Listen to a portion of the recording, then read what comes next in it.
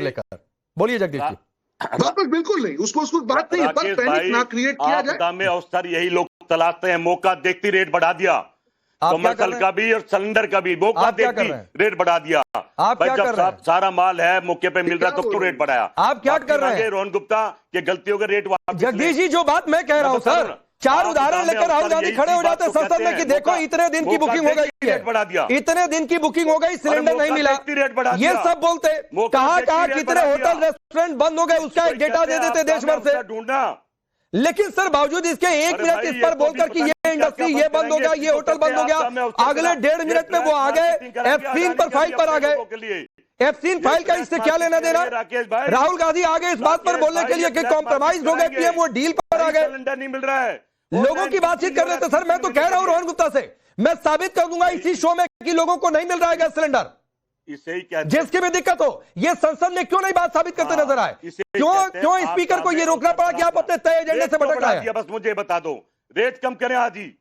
अरे फिर आप रेट पर चले आए, सरकार आज ही रेट कम करे, फिर आप रेट पर चले आए भाई, जब सब कुछ है तो। अरे फिर आप रेट पर चले आए, पहले तय कर लीजिए कि रेट बढ़ना गलत है, कि दिक्कत हो रही है, कि लोगों को मिल नहीं रहा है। सर लोग ज्यादा पैसा देने के लिए तैयार है, प्रधानमंत्री लोग ज्यादा पैसा देने के लिए तैयार है जगदीश जी मार्केट में। अरे भाई ये ज्यादा देने पड़ेंगे आगे चल के, और मोदी जी को भी, और जाके इजराइल के साथ बैठ गए आप लोग भाई, तो सर हमारी वगैरह खोल दिए तो पहली बात तो ऐसा नहीं चीन और रशिया के लिए खोले हैं, चलो खोल दिए हैं तो थोड़ा बहुत तो शर्माओ। आप ही लोग कहते थे इजराइल के साथ खड़े मेडल लेने पहुंच गए और वहां जाके बदनामी कराए। अब देखिए जगदीश जी, शर्म किसको करनी चाहिए किसको नहीं करनी चाहिए? थोड़ी देर पहले आपने कहा कि आप लोगों ने दिखा दिया कि पाकिस्तान में ये हो गया, बांग्लादेश में ये हो गया, तो फिर मैं आपसे पूछूं कि आपने हिंदुस्तान को पाकिस्तान और बांग्लादेश समझ रखा है क्या? फिर मैं आपसे पूछूं कि आपने हिंदुस्तान को पाकिस्तान और बांग्लादेश समझ रखा है क्या, कि वहां पर क्राइसिस हो गई तो यहां पर भी क्राइसिस हो जाएगी, वहां पर भंडार नहीं है तो यहां पर भी भंडार नहीं है? तो सर पाकिस्तान और बांग्लादेश मत समझिए हिंदुस्तान को। सरकार के साथ हिंदुस्तान का बेड़ा करने का ठेका ले लिया है।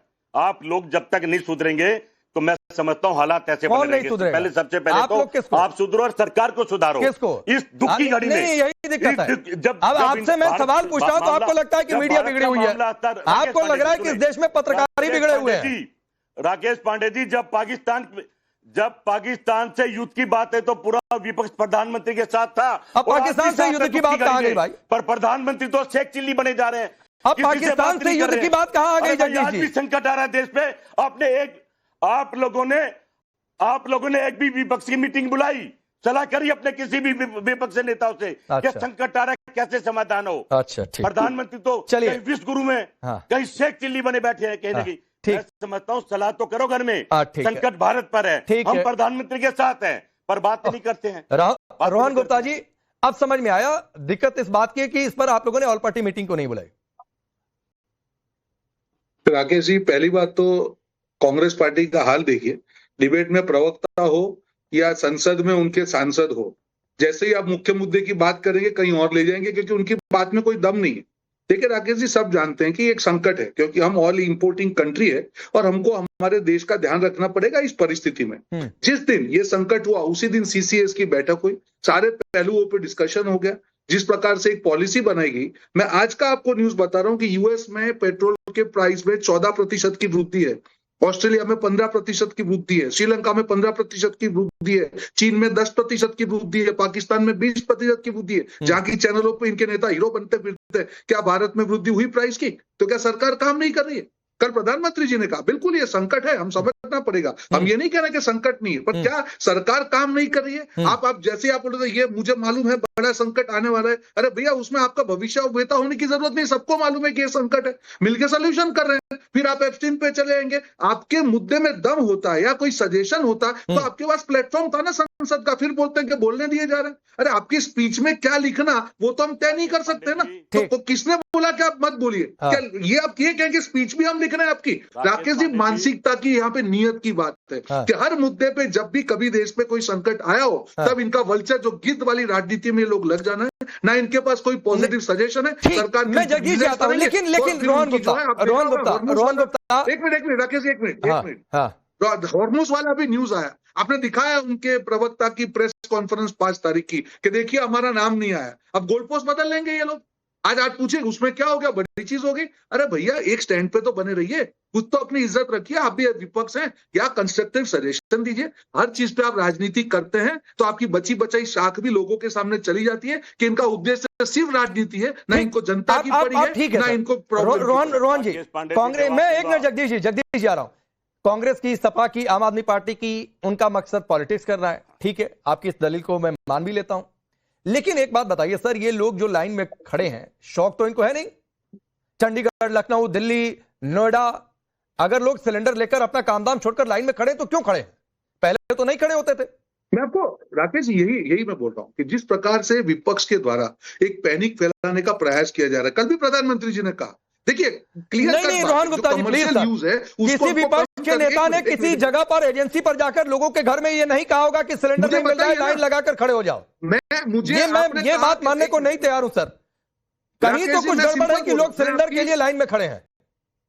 बिल्कुल, मैं आपको वही बोल रहा हूं कि जब ये पैनिक बटन दब जाता है कि लोगों को ये महसूस किया जाता है कि शॉर्टेज है, नहीं है, रेसिडेंशियल यूज के लिए कोई शॉर्टेज नहीं है, तो क्यों नहीं मिल रहा है? अभी नहीं कर सकते, क्यों नहीं मिल रहा है? गाइडलाइन भी डिक्लेयर की है और इसीलिए सरकार ने कहा, प्रधानमंत्री जी ने भी कहा कि विपक्ष का काम इस समय पे पैनिक क्रिएट करना नहीं है। नहीं रोहन गुप्ता जी, सिलेंडर क्यों नहीं मिल रहा है? मुझे एक सवाल का जवाब दीजिए, और वो जवाब संतोषजनक होना चाहिए कि लोगों को सिलेंडर क्यों नहीं मिल रहा है। बिल्कुल संतोषजनक जवाब है, सिलेंडर मिल रहा है और जिस प्रकार से संकट क्रिएट करने का प्रयास जो पैनिक बटन विपक्ष दबा रहा है उसको ना दबा, नहीं मिल रहा है, क्लियर हो जाए। रोहन जी नहीं मिल रहा है सर, रोहन जी नहीं मिल रहा है सर। रोहन गुप्ता जी, या तो एजेंसी, मैंने कल भी ये सवाल उठाया था, या तो एजेंसी वाला बदमाशी कर रहा है या बीच में कोई जमाखोरी कर रहा है मुनाफाखोरी करने के लिए, कहीं से दिक्कत हो रही है, लेकिन लोगों को सिलेंडर नहीं मिल रहा है समय पर।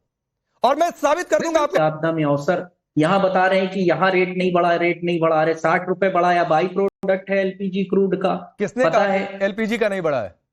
नहीं, ये ऊपर बैठे बीजेपी के प्रवक्ता बता रहे थे अभी कि कोई तेल का रेट यहाँ नहीं बढ़ा। अरे भाई, गैस भी तेल का ही बाई प्रोडक्ट है। पेट्रोल की बात कर रहा हूँ मैं भाई साहब, नाली से नहीं बनता। पहले सुन तो लीजिए मैं क्या बोला, हवा में बात नहीं बोला था मैं, बीच में नहीं बोला था मैं। आप सुन नहीं रहे, पर आप ऐसे नहीं, आपने कहा, आपने जो कहा मुझसे सुनिए, आपने कहा कि रसिया में रेट कहा ना, आपने सुन के लीजिए ना ठीक से, पेट्रोल का हवा में बात मत करिए ना, मैं कंक्रीट बात करता हूँ। भैया माफ कर दो भैया, ऐसा नहीं होगा भाई, सबको अकेले अकेले बुलवाओगे मेरे साथ वर्सेस। नहीं बोलिए तारिक जी, बोलिए वर्सेस नहीं, वर्सेस ना कराइए। मैं अरे विजुअल चल रहा है बीच में भाई, वर्सेस नहीं, मुझे नॉन स्टॉप समय चाहिए रहता है। बोलिए ना, बोलिए।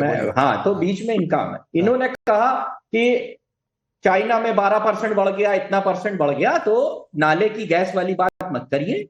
जो एलपीजी है वो भी बाई प्रोडक्ट है क्रूड का ही, नाले से नहीं बनता है, तो इसलिए वहां बढ़ा तो आप यहां भी बढ़ा है। आपने भी कॉमर्शियल सिलेंडर की सप्लाई बंद की है, तमाम स्टेप आपने उठाए हैं जो ये दिखाते हैं कि अवेलेबिलिटी नहीं है। अब आप उसको कैसे, 2 दिन पहले भी ईरान ने कहा था कि हाँ, सारे भारत के जो है वो पास कर दिए जाएंगे हुर्मुज से, जो जहाज हैं 141 जहाज एक दिन में पास होते थे एवरेज, इस घटना से पहले, ये लड़ाई से पहले। अब 3 नहीं पास हो पा रहे हैं, तो भाई समस्या खड़ी होगी। एक जहाज जो भारत आ रहा था, थाईलैंड का था वो, लेकिन सामान उसमें भारत का था, उस पर हमला कर दिया,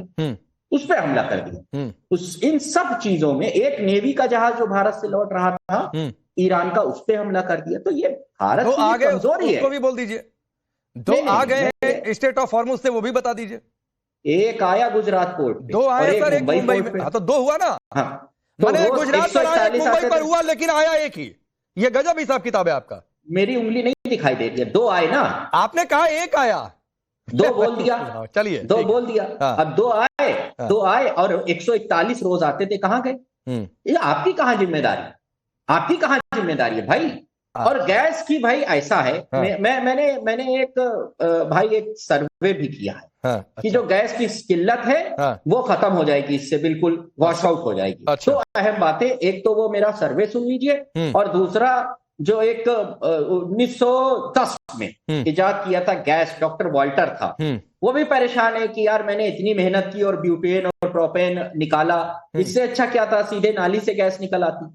तो वो ब्यूटेन और प्रोपेन से निकालने की जरूरत ही नहीं है, नाली से निकालते साहब हमारे जो वैज्ञानिक साहब हैं। लेकिन गैस सिलेंडर की किल्लत इसलिए है क्योंकि वैज्ञानिक साहब गायब है और पेट्रोलियम मंत्रालय पूरा पाइप लिए और बर्तन लिए ऐसे बैठा है नाले के ऊपर और वैज्ञानिक नहीं आके बता रहा है कि उस पर मंत्र करेगा, बस आ जाए गैस आ जाएगी। तो वैज्ञानिक गायब है और पेट्रोलियम मंत्रालय पाइप और सब रखे बैठा है कि रोहन गुप्ता रिप्लाई। देखिए, ये नाली के गैस से बाहर ही नहीं आएंगे। अब नाली के गैस का भी जवाब दे दूं कि 50 लाख बायोगैस प्लांट इंडिया में, सुन लीजिए, आपके नाली के गैस में बता देता हूं, आपके वहां पे भी नाली है तो छोटा सा गैस बायोगैस प्लांट लगवा लीजिए।